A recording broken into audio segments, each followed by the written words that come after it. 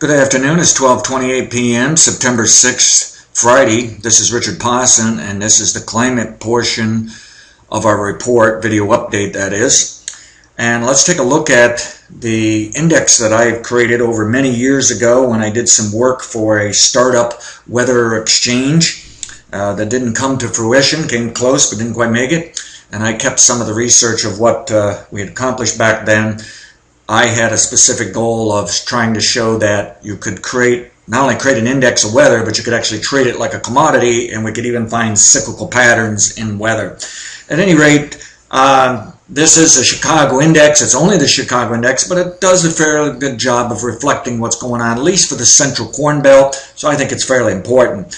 Anyway, what we're showing are L1 cycle tops and bottoms and related trends, and this is a precipitation index.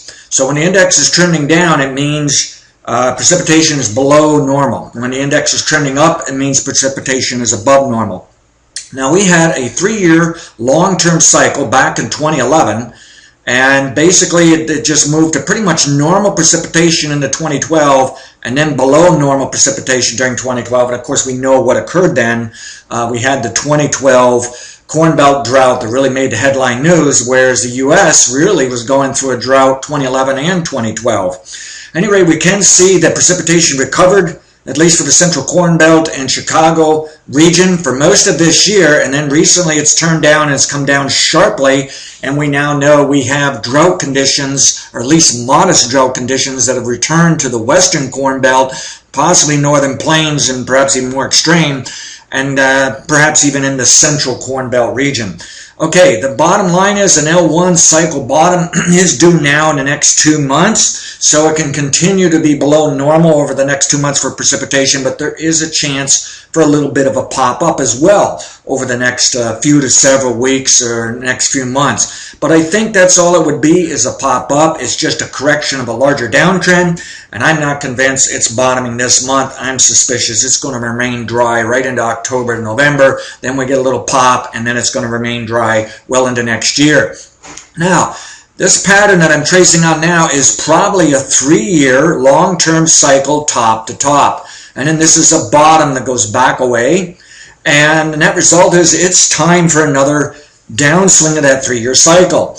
In addition, and more important, 9-year cycle top may have occurred, which leaves the door open for maybe below normal precipitation over the next several years, but that doesn't imply any kind of drastic impact by no means. It just means a slight tendency to maybe see a few more months or 1 or 2 more years during 10 years or something of lower precipitation. What's more important, in my opinion, is the 3-year cycle is trending down, and because the 3-year cycle probably bottomed at the beginning of 2013, a 3-year cycle cannot bottom in late 2013. It cannot bottom in 2014, or should not. It might come in right at the very end of 2014, but it's more likely to bottom, say, early 2015.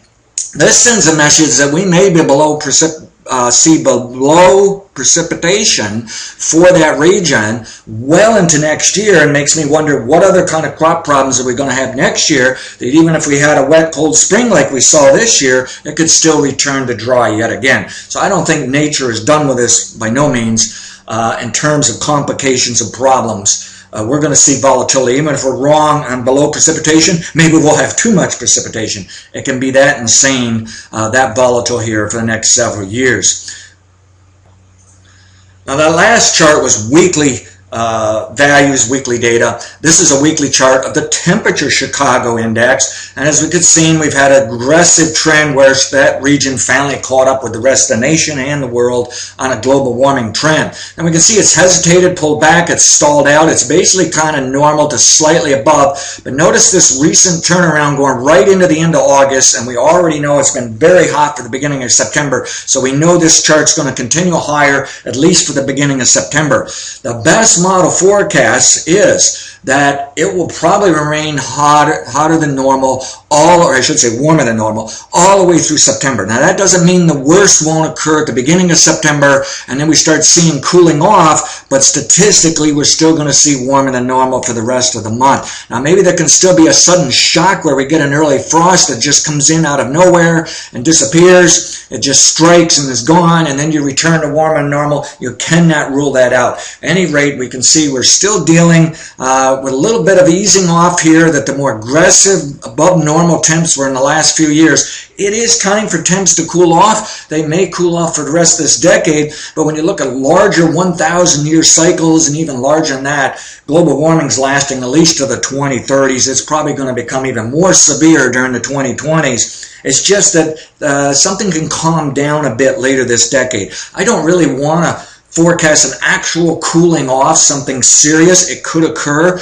but I think with those larger cycles up into the 2030s, you're increasingly getting this momentum, this bias that's going to fight those corrections, so it just won't cool off as well as normal. Maybe it won't cool off at all, but that's the best forecast later this decade to kind of cool things off. And you can see it's kind of hesitated here a little bit. We're just really seeing these short-term spikes in heat, and then overall it's kind of just leveled off more towards a normal temp. My guess is we're still going to see the annual temperature still be very high for this year. I just don't know if it'll be higher than, say, last year or the previous year.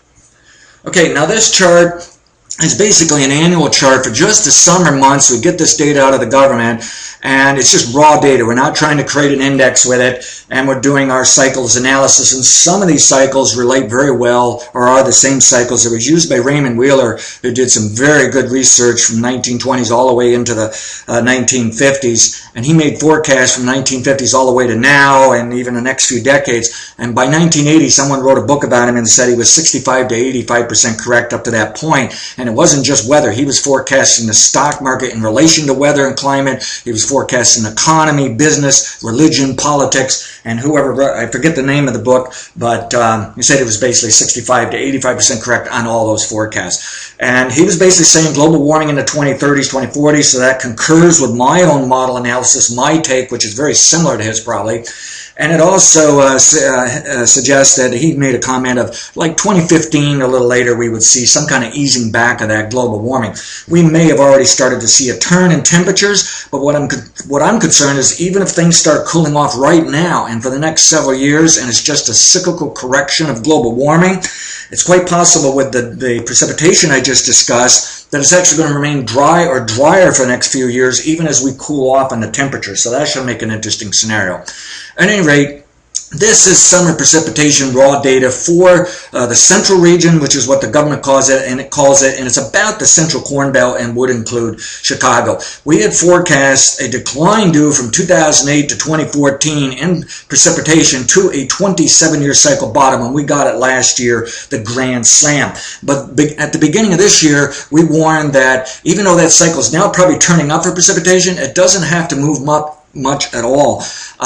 It's just it could recover very slowly. So we said be very cautious of that. In addition, we said even if it recovered very well, you could flip the other way and have still disasters, maybe from cool wet. And we saw that this spring. Just, in other words, it's not only a forecast for low precipitation of that 27-year cycle, but it's a forecast for increased volatility of all kinds of weather. So at any rate, we're still at risk of low precipitation into 2014, and that seems to concur with what I just come up with for the 3-year cycle for Chicago. So we want to watch out for that. We can still have lingering drought problems all the way through 2014.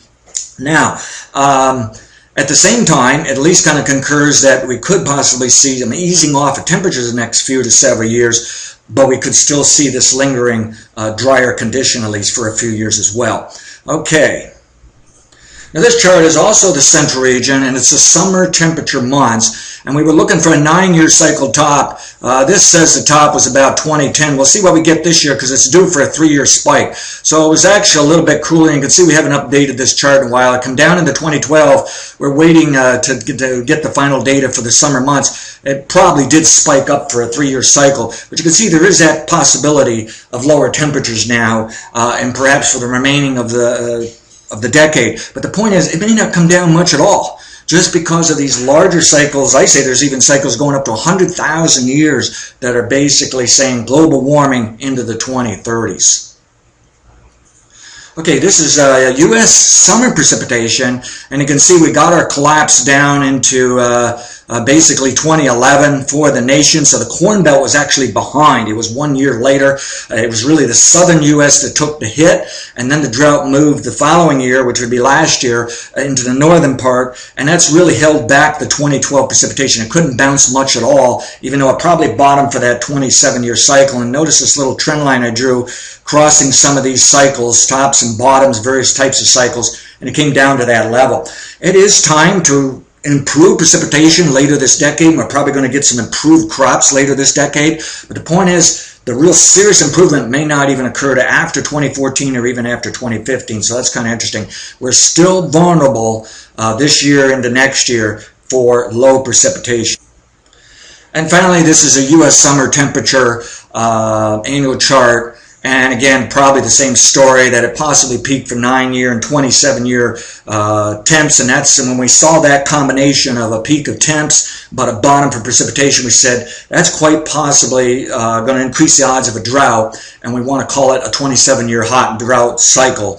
And basically it impacted at least the Corn Belt last year. You can make a theory that the southern states was the previous year. You can make a theory that it was last year, or 2011, 2012, both for the U.S. Ultimately, again, we're at risk here of still hot, dry drought, or a cold, dry drought kind of scenario going on into 2014. And finally, this is U.S. Drought Monitor Map. It's released every week by Thursday. And we can see for a while there, the Western Corn Belt was back to normal.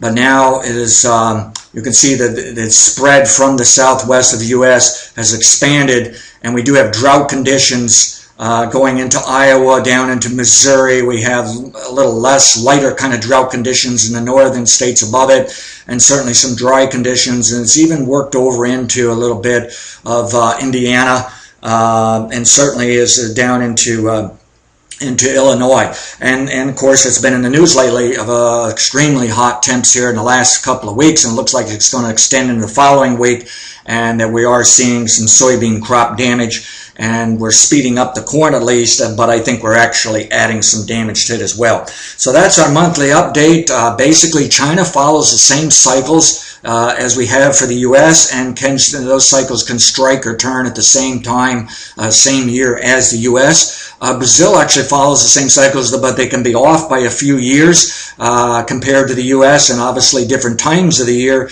due to the southern-northern hemisphere concept. We also see same cyclical structure in Europe, and so you can definitely see there's something to global cycles of climate, but indeed, even during global trends, you can find regions that can go against that global trend. You'll find regions that are even cooler or wetter than normal, when really the summary of the world might be more hot and dry. At any rate, we've seen this increased condition, and I'm a little suspicious going all the way through next year. Precipitation is going to come and go, but I think it's going to have a bias of remaining on the light side for the Corn Belt, Soybean Belt, perhaps for the U.S. in general. And I just feel like if we had a volatility measurement, in other words, we don't care whether it's hot, dry, cold, wet, whatever the combination is, we don't care. All we care is it's too extreme, it's stressful, it causes problems. If we could measure that, I would say volatility has been high in the past few to several years. I think it's going to remain high for the next 20 or 30 years. I think it's going to be harder to grow crops, more difficult to grow crops in the next 20 years than it was in the last 30 years. I think we had it kind of easy the last 30 years. In addition, at least for now through 2014, maybe into 2015, I think we better anticipate high volatility, some complications, some problems. You never know. We could get hit yet with another drought next year, and yet at the same time, no question about it, the cycles are due to swing towards later this decade of giving us some better crop weather. Thank you.